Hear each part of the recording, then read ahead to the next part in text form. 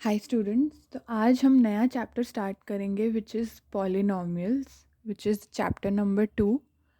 तो इसके कुछ कुछ बेसिक कॉन्सेप्ट्स होते हैं, पहले हम एक बार वो गो थ्रू कर लेते हैं, then we'll move to the exercise. तो हमको ये पता है कि पॉलिनॉमियल एक्सप्रेशंस यूजुअली इस टाइप के होते हैं, एक्स एंड वाई की फॉर्म में रिप्रेजेंट किया जाता है, जैसे x plus y square.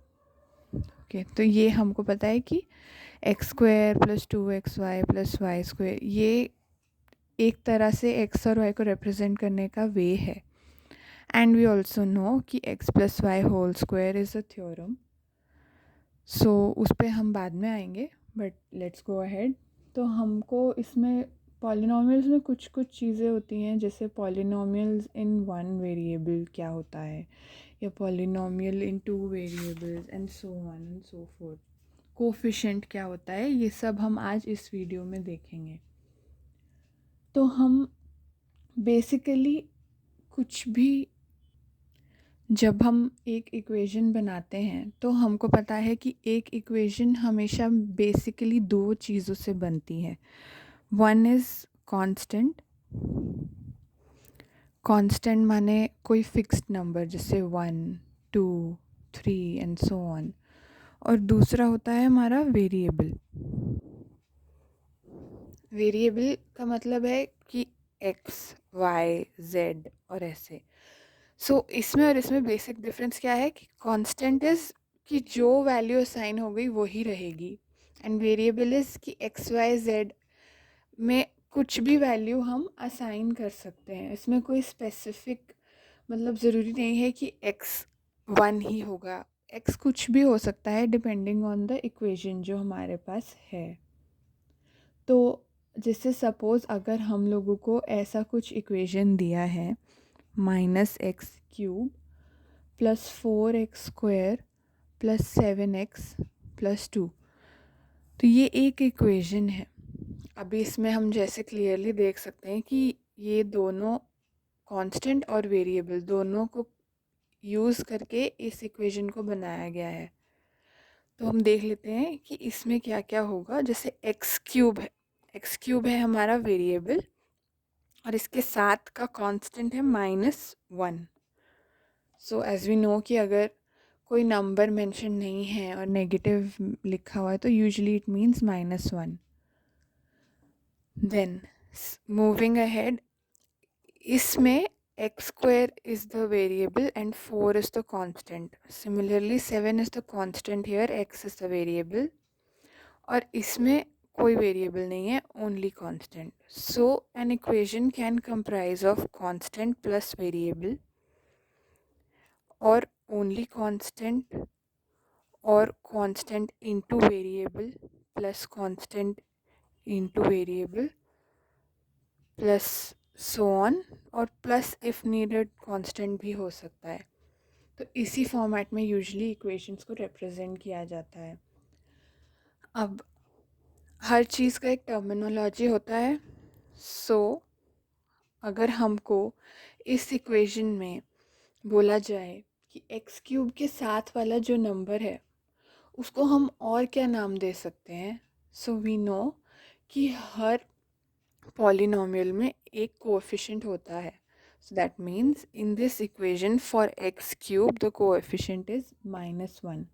Coefficient को अगर हम लेमैन भाषा में समझने का ट्राई करें, सो that means the constant value which is present with the variable, that value excluding the variable in any equation, इस वेरिएबल को एक्सक्लूड करके जो बचता है हमारे पास वो हमारा कोएफिशिएंट हो जाता है। ठीक है, और अगर हमको ये सपोज़ एक ज़ीरो बोला है, ज़ीरो दिया है इक्वेशन, ठीक है, तो इसमें हम इसको क्या बोलेंगे कि ये क्या है हमारा ज़ीरो पॉलिनॉमियल, क्योंकि इसमें कुछ भी नहीं है, ना कोई कांस्टेंट है 1, 2, 3, ना ही कोई इसमें वेरिएबल है x³ x², सिर्फ ज़ीरो है।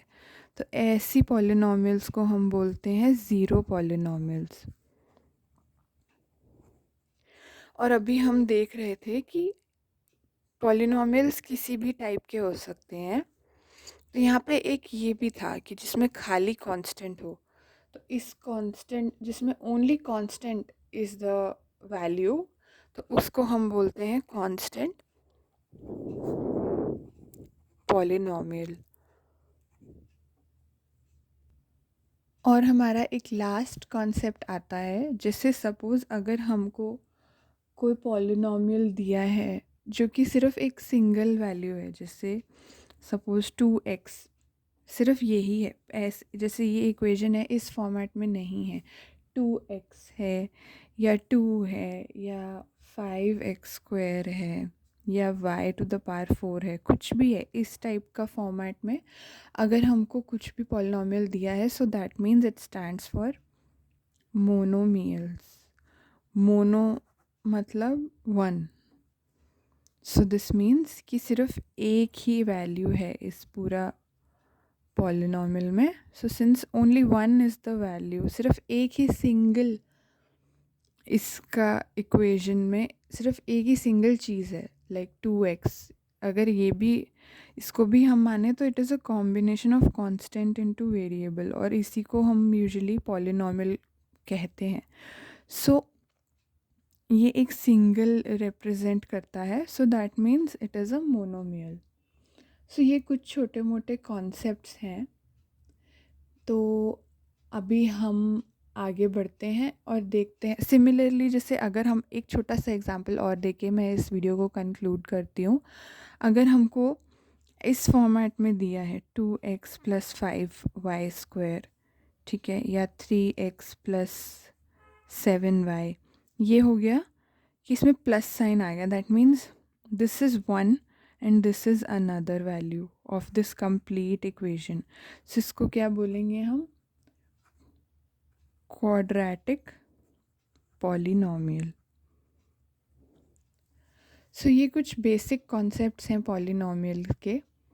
तो आज के लिए यही था स्टूडेंट्स। नेक्स्ट वीडियो में हम एक्सरसाइज की तरफ बढ़ेंगे और कुछ क्वेश्चन सॉल्व करेंगे।